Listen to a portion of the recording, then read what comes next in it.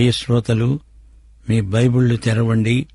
ఈరోజు మన పాఠం గలతీ పత్రిక 3వ అధ్యాయం 1 నుండి 10వ వచనం వరకు. సావధానంగా వినండి. విశ్వాసము ద్వారా నీతిమంతులమవుతున్నాము. గలతీ ప్రాంతీయులైన క్రైస్తవుల అనుభవంలో ఏదో వెలితి కనపడుతోంది. అబ్రహాము విశ్వాసులకు గొప్ప మాదిరి అనే సత్యాన్ని ఈ అధ్యాయం విశదీకరిస్తుంది. గలతీ విశ్వాసులారా, మీరెలా రక్షించబడ్డారు? ధర్మశాస్త్రం మీ రక్షకుడా? కాదు. యేసుక్రీస్తునందు విశ్వాసముంచి మీరు రక్షించబడ్డారు. అనుభవాలంటారా? అవి దినదినము మారుతూ ఉంటాయి. అనుభవాలు అందరికీ ఒకలాగు ఉండవు. గలతీ పత్రిక 3వ అధ్యాయం 1వ వచనం నుండి, ఓ అవివేకులైన గలతీయులారా, మిమ్ములను ఎవడు మభ్యపెట్టాడు, భ్రమపెట్టాడు? సిలువ వేయబడిన వాడైనట్లుగా యేసుక్రీస్తు మీ కన్నుల ఎదుట ప్రదర్శింపబడ్డాడు గదా. గలతీయులను అవివేకులారా అని పౌలు సంబోధిస్తున్నాడు. మీ మనస్సు పనిచేయటం లేదా?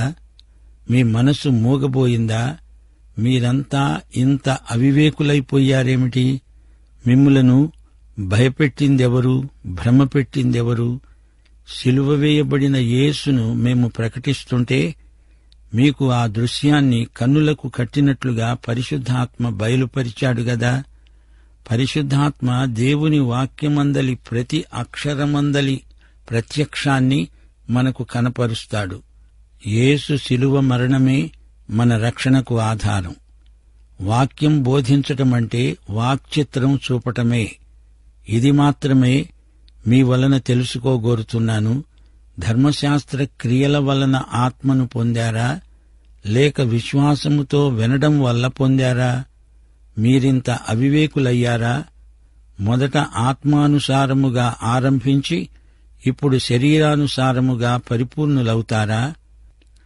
వ్యర్థముగానే ఇన్ని కష్టాలు అనుభవించారా? అది నిజంగా వ్యర్థమవుతుందా? ఆత్మను మీకు అనుగ్రహించి మీలో అద్భుతాలు చేయించేవాడు ధర్మశాస్త్ర సంబంధ క్రియల వలన లేక విశ్వాసముతో వినుట వలన చేయిస్తున్నాడు. అబ్రహాము దేవుణ్ణి నమ్మాడు, అది అతనికి నీతిగా ఎంచబడింది. కాబట్టి విశ్వాస సంబంధులే అబ్రహాము కుమారులని మీరు తెలుసుకోండి. దేవుడు విశ్వాసమూలముగా అన్యజనులను నీతిమంతులనుగా తీరుస్తాడు. లేఖనము ముందుగా చూచి నీ యందు అన్యజనులందరూ ఆశీర్వదించబడతారు అని అబ్రహామునకు సువార్త ముందుగా ప్రకటించింది.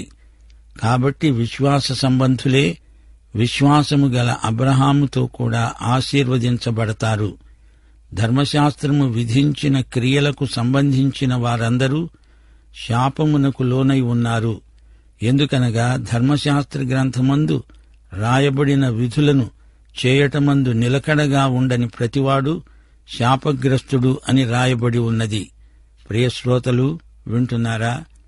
నీ అనుభవం సంగతి కాదిది, ఇది సత్య సువార్త. నీ అనుభవం సువార్తను అంతర్గతం చేస్తుంది, నీకు దాన్ని సార్థకం చేస్తుంది. అనుభవం నుండి సువార్త దిశగా కొందరు చూస్తారు. అలా కాదు, దేవుని వాక్యమే సత్యము నుండి నీ అనుభవములోకి ప్రసరిస్తుంది. అనుభవాన్ని సత్యమును బట్టి మనం పరీక్షించుకోవాలి. సువార్త సత్యాన్ని బట్టి అనుభవం ప్రభావితం కావాలి. వస్త్వాశ్రయమైనది సత్యం. దీన్ని అంగీకరించినప్పుడు అది ఆత్మాశ్రయమవుతుంది. ప్రతి ఒక్కరికి వివిధమైన అనుభవాలు కలుగుతూనే ఉంటాయి. అసత్యాన్ని బోధించేవారు కూడా తమ అనుభవాలను గురించే మాట్లాడతారు. అనుభవాలకు ఒక స్థాయి ప్రమాణం దేవుని వాక్య సత్యమే. మన అనుభవాన్ని బట్టి సత్యం మారదు, సత్యమును బట్టి మన అనుభవం అర్థవంతమవుతుంది. సువార్తే నీ అనుభవానికి ఆధారం, ఆలంబనం. విశ్వాసముతో వాక్యం వినడం వల్ల పరిశుద్ధాత్మను పొందాము గాని ధర్మశాస్త్ర క్రియల వల్ల కాదు. వినటము అంటే సందేశాన్ని గైకొనడం. వినేది సందేశమే. వినటం అంటే లోబడడం. ఉపదేశ క్రమానికి మనం విధేయులమవుతాము. ఇది అసలైన అనుభూతి. రక్షించబడాలంటే దేవుని మాట వినాలి. సువార్త అనేది నీవు దేవుని కొరకు చేసింది కాదు, దేవుడు నీకోసం చేసింది. వారి అనుభవాలను పురస్కరించుకొని పౌలు ఈ అధ్యాయంలో వారిని కొన్ని ప్రశ్నలు అడుగుతున్నాడు. మొదటి ప్రశ్న ఇదే: మీరు ఏ విధంగా పరిశుద్ధాత్మను పొందారు? విశ్వాసముతో వినడం వలన, లేక ధర్మశాస్త్ర క్రియల వలన? పాత నిబంధన మొత్తంలో ఏ ఒక్కరూ ధర్మశాస్త్ర క్రియల వల్ల పరిశుద్ధాత్మను పొందినట్లు దాఖలా లేదు. అప్పుడుగాని ఇప్పుడుగాని విశ్వాసంతో దేవుని మాట విన్నవారికే పరిశుద్ధాత్మ అనుగ్రహించబడడం జరిగింది. గలతీ సంఘస్థులారా, ధర్మశాస్త్రం వల్ల మీరు పరిశుద్ధాత్మను పొంది ఉండలేదు. మీరు రక్షించబడ్డారు అనడానికి ధృవీకరణ పరిశుద్ధాత్మే. రోమాపత్రిక 8వ అధ్యాయం 9వ వచనం ఇదే సత్యాన్ని పలుకుతోంది. దేవుని ఆత్మ మీలో నివసించి ఉన్న ఎడల మీరు ఆత్మ స్వభావము గలవారే కాని శరీర స్వభావము గలవారు కారు.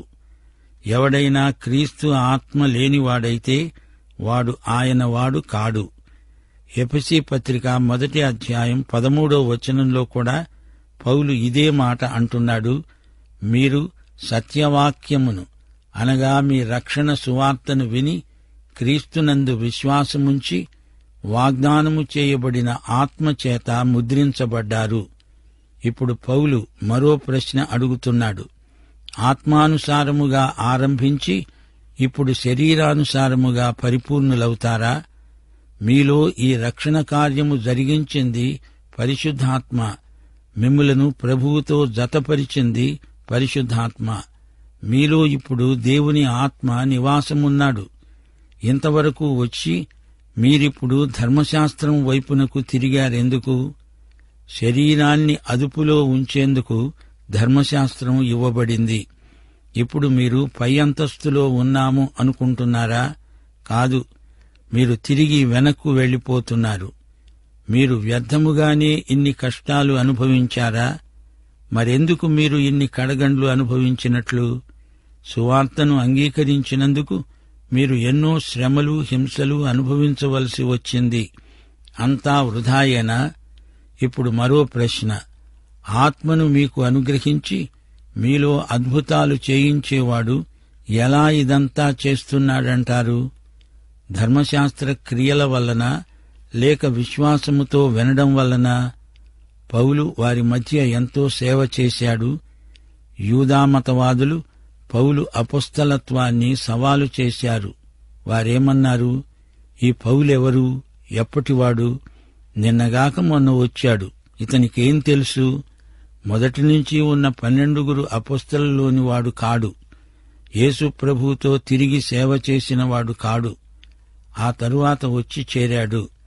పౌలు గలతీ వారికి జ్ఞాపకం చేస్తున్నాడు. నేను మీ ప్రాంతాలకు వచ్చాను, మీకు దేవుని వాక్యం బోధించాను. నా ద్వారా అద్భుతాలెన్నో జరిగాయి. ఇవి ధర్మశాస్త్ర సంబంధమైన క్రియలా? కాదు. నేను ప్రభువైన యేసుక్రీస్తును ప్రకటించాను. యేసు మీకోసం ప్రాణం పెట్టాడని చెప్పాను. యేసు పునరుత్థానాన్ని మీ మధ్య ప్రకటించాను. మీరు ఆయన యందు విశ్వసించారు. మీరు ప్రభువునందు విశ్వాసముంచినప్పుడు అది ఎలా జరిగింది? అద్భుతాలు జరిగాయి గదా. మీరు రక్షించబడ్డారు. నా అపొస్తలత్వానికి ఇంతకంటే ప్రబలమైన రుజువు ఇంకా ఏమి కావాలి? అపొస్తలులకు సూచనలెన్నో ఇవ్వబడ్డాయి. వాక్యములో చెప్పబడిన ఆత్మవరములన్నీ అపొస్తలులకు ఇవ్వబడినవి. వారి ద్వారా సూచక క్రియలు, మహత్కార్యాలు జరిగాయి. పౌలు ద్వారా దేవుడు అద్భుతాలు చేశాడు. రోగులు స్వస్థపడ్డారు. మృతులు సైతం సజీవులై లేచారు. పేతురు 12 అపొస్తలులలో ఒకడు. చచ్చిపోయిన ఒక స్త్రీని బ్రతికించాడు. ఆ రోజుల్లో అపొస్తలుడు అనడానికి ఇవన్నీ రుజువులు. అపొస్తలులు మనకు దేవుని వాక్యమిచ్చారు. యేసుక్రీస్తు అనే పునాది మీద మన విశ్వాసము నిలిచి ఉంది. ఆయనే మూలకు తలరాయి. అపొస్తలులు, ప్రవక్తలు వేసిన పునాది ఇది. అద్భుతాలు, సూచక క్రియలు, మహత్కార్యాలు ఎంతగానో అపొస్తలులకు ఉపకరించాయి. దేవుని వాక్యము పూర్తిగా మనకివ్వబడిన తరువాత ఈ సూచక క్రియల అవసరం అంతగా లేకుండా పోయింది. అపొస్తలుల తరువాత సూచక క్రియల స్థానంలో దేవుని వాక్యం ఉండిపోయింది. పౌలు గలతీయుల దగ్గరికి ఎలా వచ్చాడు? ఆయన ధర్మశాస్త్ర బోధకుడు కాడు, యేసుక్రీస్తు యొక్క అపొస్తలుడు. గలతీయులు ఈ సంగతి అనుభవపూర్వకంగా ఎరుగుదురు. పౌలు సువార్తను ప్రకటించే అపొస్తలుడుగా గలతీ సంఘాలు గుర్తించాయి. విశ్వాసము ద్వారా మనము నీతిమంతులముగా పరిగణించబడతాము అని గలతీ సంఘస్థులు తెలుసుకున్నారు. అయితే తిరిగి ధర్మశాస్త్రానికి మీరు మరలడం అవివేకం అని పౌలు వారిని గద్దిస్తున్నాడు. పరిశుద్ధాత్మ అనే మాట 3 సార్లు పౌలు ఈ వాక్య భాగంలో అన్నాడు. ధర్మశాస్త్రము వల్ల మీరు పరిశుద్ధాత్మను పొందలేదు, మీరు తిరిగి జన్మించారు అనడానికి పరిశుద్ధాత్మే రుజువు. నీ అనుభవం కాదు, దానికంటే దేవుని సువార్త గొప్పది. సువార్త నీ అనుభవాన్ని ప్రభావితం చెయ్యాలి. సువార్త యేసుక్రీస్తు మన కోసం చేసింది. అనుభవం యేసు చేసిన దాన్ని బట్టి చైతన్యవంతం కావాలి. ఇదే సత్యాన్ని పౌలు ఈ వాక్య భాగంలో ఖండితంగా చెబుతున్నాడు. మనకు సువార్త చాలు. మన అనుభవం సువార్తను స్థిరపరుస్తుంది. ఇప్పుడు పౌలు అబ్రహాము దృష్టాంతం తెస్తున్నాడు. గలతీ పత్రికలో నీతిమంతుడు విశ్వాసము వల్ల జీవిస్తాడు అనడానికి అబ్రహాము జీవితం ఉదాహరణగా పేర్కొనబడడం ముఖ్య విశేషం. ఆ తరువాత హాగరును కూడా మరో దృష్టాంతంగా పౌలు తీసుకున్నాడు. హాగరు దాసిది, శారా స్వతంత్రురాలు. 4వ అధ్యాయమంతా ఇదే చర్చ కొనసాగుతుంది. ఇప్పుడు మనం సరిగ్గా గలతీ పత్రిక మధ్యకు వచ్చేశాము. అబ్రహామును గురించి పౌలు మాట్లాడుతున్నాడు. అబ్రహాము దేవుణ్ణి నమ్మాడు, అదే అతనికి నీతిగా పరిగణించబడింది. ఆదికాండం 15వ అధ్యాయం 16వ వచనం ఇక్కడ ఉటంకించబడింది. ఇదే వచనం రోమాపత్రిక 4వ అధ్యాయం 3వ వచనంలో కూడా చెప్పబడింది. అబ్రహాము జీవితంలో మొదటి అనుభవమిది. అదే అతని విశ్వాస జీవితానికి ఆరంభం. విశ్వాసమును బట్టి అబ్రహాము నీతిమంతుడు. రోమా, గలతీ పత్రికలలో ఇదే అంశాన్ని చర్చిస్తూ పౌలు అబ్రహామును పేర్కొన్నాడు. అబ్రహాము ధర్మశాస్త్రము వల్ల నీతిమంతుడు కాలేదు. అబ్రహాము తరువాత 400 సంవత్సరాలకు ధర్మశాస్త్రం వచ్చింది. సున్నతి సంస్కారం అబ్రహాము విశ్వాసానికి పాత నిబంధన సంకేతం. ఈ రోజున విశ్వాసికి బాప్తిస్మము విశ్వాసానికి సంకేతం. సున్నతి గాని బాప్తిస్మము గాని మనిషిని రక్షించజాలవు. ఇవి రక్షణకు మార్గం కావు. అంతర్గతంగా జరిగిన దానికి ఇవి బాహిరమైన సూచనలు, సంకేతాలు మాత్రమే. ఆదికాండం 15వ అధ్యాయంలోని సంఘటనను కొంచెం పరిశీలించండి. అబ్రహాము తూర్పు రాజుల బారి నుండి లోతును విడిపించాడు. సొదొమ గొమొర్రా రాజుల నుండి కొల్ల సొమ్మును అబ్రహాము అంగీకరించలేదు. అబ్రహామును దేవుడు అభినందించాడు. నేను నీకు కేడెమును, నేనే నీ బహుమానాన్ని అని దేవుడు వాగ్దాన సహితమైన హామీ ఇచ్చాడు. అబ్రహాము నిజాయితీపరుడు, యథార్థవంతుడు. దేవునితో సూటిగా మాట్లాడగల దేవుని నేస్తం అబ్రహాము. దేవా, నేను పుత్రహీనుణ్ణి, నాకు వారసుడు లేడు, గాని నేను జనాంగాలకు తండ్రినవుతానంటూ వాగ్దానం చేశావు. దేవుడన్నాడు, అబ్రహాము, అడిగావు గనుక చెబుతున్నాను, సముద్ర తీరమందలి ఇసుక రేణువుల కంటే నీ సంతానం విస్తారమవుతుందని చెప్పాను గదా. అటు పైకి చూడు, ఆకాశ నక్షత్రాలెన్ని. ఆ ప్రాంతాలలో ఆకాశ నక్షత్రాలు కనీసం 5000 నక్షత్రాలు కనపడతాయి. మరి కనపడని చుక్కలెన్నో ఎన్నెన్నో. టెలిస్కోపు యంత్రం గుండా చూస్తే 50,000కు పైగా నక్షత్రాలు కనిపిస్తాయి. ఇంతకు దేవుడు అబ్రహాముతో ఏమి చెబుతున్నాడు? నీవు నక్షత్రాలను లెక్కించలేవు, అలాగే నీ సంతానాన్ని నీవు లెక్కించలేవు. అప్పుడు అబ్రహాము ఏమన్నాడు? ఆదికాండం 15వ అధ్యాయం 6వ వచనం, అబ్రహాము యెహోవాను నమ్మాడు, ఆయన అది అతనికి నీతిగా ఎంచాడు. దేవుడు చెప్పిందానికి అబ్రాహాము ఆమేన్ అన్నాడు.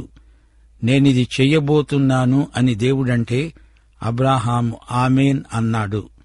సోదరుడా, సోదరి, నీ సంగతేమిటి?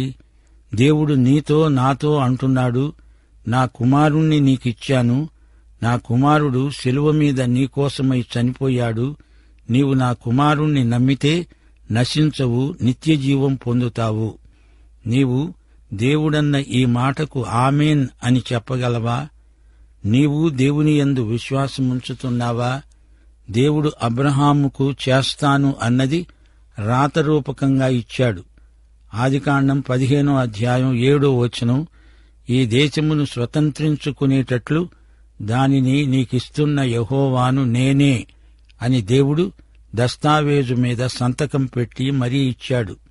నిన్ను కల్దీయుల ఊరు అనే పట్టణములో నుండి యువతలకు తెచ్చిన యెహోవాను నేనే. దీనికి అబ్రహాము ఏమన్నాడు?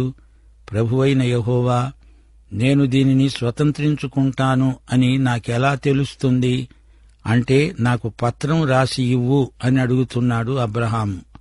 ఆ పత్రానికి సాక్ష్యం, నిర్ధారణ కూడా దేవుడిచ్చినట్లే కనిపిస్తోంది. అవునా? 3 ఏండ్ల పెయ్యను, 3 ఏండ్ల మేకను, 3 ఏండ్ల పొట్టేలును, ఒక తెల్ల గువ్వను, పావురపు పిల్లను నా వద్దకు తీసుకురా అన్నాడు దేవుడు. ఆ రోజుల్లో నిబంధన లావాదేవీలకు ఇదే ధృవీకరణ. యిర్మీయా 34వ అధ్యాయం 18వ వచనంలో కూడా ఇదే విధానం వాడుకలో ఉంది. దాన క్రయ విక్రయాలకు దాఖలా ఇదే. ఇద్దరి మధ్య ఇచ్చి పుచ్చుకునే విధానం. ఆ జంతువులను నడిమికి ఖండించి దేని ఖండమును దాని ఖండానికి ఎదురుగా ఉంచుతారు. అప్పుడు ఇరువురు చేతులు కలిపి ఆ 2 ఖండముల మధ్యగా నడిచి వెడతారు. అప్పుడు ఆ దస్తావేజు మీద ముద్ర వేసినట్లు అర్థం. ఈ రోజుల్లో కోర్టుకు వెళ్లి మెజిస్ట్రేట్ చేత ముద్ర వేయించుకున్నట్లే అధికారపూర్వకమైన కాంట్రాక్ట్. అబ్రహాము వాటి ఖండములను ఎదురెదురుగా పెట్టి రోజంతా కనిపెట్టాడు. గద్దలు ఆ కళేబరముల మీద వాలినప్పుడు అబ్రాము వాటిని తోలివేశాడు. ఆదికాండం 15వ అధ్యాయం 12వ వచనం, పొద్దు గుంకపోయినప్పుడు అబ్రాముకు గాఢనిద్ర పట్టింది. భయంకరమైన కటిక చీకటి కమ్మింది. దేవుడు కాంట్రాక్టు మీద సంతకం పెట్టినప్పుడు అబ్రహాముకు గాఢనిద్ర కలిగేటట్లు చేశాడు. ఆ బలిఖండముల మధ్యగా నడవవలసింది దేవుడే, అబ్రహాము కాదు. ఆదికాండం 15వ అధ్యాయం 17వ వచనం, పొద్దుగూకి కటిక చీకటి పడినప్పుడు రాజుతున్న పొయ్యి, అగ్నిజ్వాల కనపడి ఆ ఖండముల మధ్య నడిచిపోయాయి. నిబంధనకర్త దేవుడే, అబ్రహాము కాదు. ఆయనే వాటి మధ్య గుండా నడిచి దాటిపోయాడు. అబ్రహాము దేవుణ్ణి నమ్మాడు. అతని పాత్ర అంతవరకే. ఆ నిబంధన అబ్రహాము క్రియలపై ఆధారపడింది కాదు. ఈ నిబంధన అంతా దేవుని విశ్వసనీయతపై ఆధారపడి ఉంది. ప్రియ సోదరుడా, సోదరి, 2000 సంవత్సరాల క్రిందట యేసుక్రీస్తు నీ పాప పరిహారము నిమిత్తము శిలువ మీద నీకు రక్తదానం చేశాడు. నీవు రక్షించబడడానికి ఏమి చేసినా అది ఎందుకు కొరగాదు. నీకోసమై చనిపోయిన దేవుని కుమారుని యందు విశ్వాసముంచు, అది చాలు. ఆయనే నిబంధనకర్త, ఆయనే వాగ్దానకర్త, ఆయనే నీ రక్షణకర్త. ఇది నీ కొత్త కాంట్రాక్టు, ఒడంబడిక. దేవుడు అబ్రహాముతో చేసిన పాత నిబంధన. అబ్రహాము దేవుణ్ణి నమ్మాడు, ఆమేన్ అని చెప్పాడు. అబ్రహాము విశ్వాసము అతనికి నీతిగా పరిగణించబడింది. ఈ రోజు వరకు దేవుడు నీ విశ్వాసాన్నే కోరుతున్నాడు. క్రీస్తునందు విశ్వాసముంచు, నీవు రక్షించబడతావు. ఇది ఎంతో మహిమాన్వితమైన నిబంధన నెరవేర్పు. విశ్వాస సంబంధులే అబ్రహాము కుమారులు. ఈ నిబంధన చేసినప్పటికీ ఇంకా ధర్మశాస్త్రము వచ్చి ఉండలేదు. తన సత్క్రియలను బట్టి ఈ నిబంధన జరగలేదు. దేవుడేమన్నాడు? ఏమీ లేదు అబ్రాము, నన్ను విశ్వసించు, ఇదంతా నీకు నేను చేస్తాను. అప్పుడు అబ్రాము అన్నాడు, దేవా, నేను విశ్వసిస్తున్నాను. ప్రియ సోదరుడా, సోదరి, నీ విశ్వాసానికి ఎంతో బలమైన పునాది ఉంది. ఆయనే నీతో నిబంధన చేసుకోగోరుతున్నాడు. ఆయన నీకెంతో దగ్గరగా వచ్చాడు. నీ హృదయపు తలుపు తట్టుతున్నాడు. ప్రకటన గ్రంథం 3:20 ఇదిగో, నేను తలుపునొద్ద నిలుచుండి తట్టుతున్నాను. ఎవడైనా సరే తలుపు తీస్తే నేను అతని వద్దకు వచ్చి అతనితో నేను, నాతో అతడు భోజనం చేస్తాము. ప్రభువు ఎంత దగ్గరగా వచ్చాడో గమనించారా? విశ్వాసంతో హృదయ ద్వారం తెరువు. అదే నీవు చేయవలసింది. అబ్రహాములాగే నీవు రక్షించబడతావు, నీతిమంతుడివవుతావు. అన్యజనులను కూడా దేవుడు నీతిమంతులనుగా పరిగణిస్తాడు. నీ యందు అన్యజనులందరూ ఆశీర్వదించబడతారు అని అబ్రహాముకు వాగ్దానము చేయబడింది. ఇది అబ్రహాముకు సువార్త. అబ్రహాముకు సువార్త ఏమి చెప్పింది? విశ్వాసము ద్వారానే నీవు నీతిమంతుడివి. అదే సువార్త నీకు, నాకు ఈ రోజున ప్రకటించబడింది. ధర్మశాస్త్ర క్రియలు కాదు, ఇది కేవలం విశ్వాసం అంతే. అలాంటప్పుడు ఈ రోజున మనం ధర్మశాస్త్రాన్ని పట్టుకొని వేలాడడం దేనికి అని పౌలు గలతీ విశ్వాసులను నిలదీసి అడుగుతున్నాడు. దేవుడు అబ్రహాముకు సువార్త 2 సార్లు ప్రకటించాడు. అబ్రహాము యొక్క విశ్వాస జీవితం ఆరంభంలో ఒకసారి, ముగింపులో మరొకసారి. అబ్రహాము తన కుమారుడైన ఇస్సాకును బలి ఇచ్చే సందర్భం హెబ్రీ పత్రిక 11:19 అబ్రహాము విశ్వాసమును బట్టి ఇస్సాకును బలిగా అర్పించాడు. మృతులను సైతము లేపటానికి దేవుడు శక్తిమంతుడని ఎంచినవాడై తన ఏక కుమారుణ్ణి అర్పించి ఉపమాన రూపముగా అతణ్ణి మృతులలో నుండి మళ్లీ పొందాడు. ఆదికాండం 22:15-19 వరకు. నీవు నా మాట విన్నందున భూలోకములోని జనములన్నీ నీ సంతానము వలన ఆశీర్వదించబడతాయి. నా తోడు అని ప్రమాణము చేస్తున్నాను అన్నాడు దేవుడు. ఇది సువార్త. ఇస్సాకు బలిలో ఉపమాన రూపంగా, ప్రవచనాత్మకంగా క్రీస్తు శిలువ బలిని మనము చూడగలుగుతున్నాము. దేవుడు తన కుమారుణ్ణి మనకోసమై శిలువ బలికి అప్పగించాడు. దేవుని మాట విన్నాడు అబ్రాము. అదే విశ్వాసమంటే. విశ్వాసమును బట్టే అతడు నీతిమంతుడుగా పరిగణించబడ్డాడు. రక్షించే విశ్వాసం పనిచేస్తుంది. ఈ సత్యాన్ని యాకోబు పత్రిక విశదీకరిస్తుంది. యాకోబు తన పత్రికలో ధర్మశాస్త్ర క్రియలను గురించి మాట్లాడడం లేదు, పనిచేసే విశ్వాసాన్ని గురించి యాకోబు మాట్లాడుతున్నాడు. పౌలు ఆదికాండం 15 అబ్రామును దృష్టాంతంగా తీసుకున్నాడు. యాకోబు తన పత్రికలో ఆదికాండం 22 అబ్రామును తీసుకున్నాడు. పౌలు విశ్వాస మూలాన్ని ప్రస్తావిస్తే యాకోబు విశ్వాస క్రియను ప్రతిపాదించాడు. ఇది విశ్వాస ఫలం. ధర్మశాస్త్ర క్రియ కాదిది, పనిచేసే విశ్వాసమిది. విశ్వాస సంబంధులే విశ్వాసము గల అబ్రాముతో కూడా ఆశీర్వదించబడతారు. పాఠం ఇంతటితో సమాప్తం. మన ప్రభువైన యేసుక్రీస్తు వారి కృప, తండ్రి అయిన దేవుని ప్రేమ, పరిశుద్ధాత్మ యొక్క అన్యోన్య సహవాసము మనకందరికీ సదాకాలము తోడై ఉండునుగాక. ఆమేన్.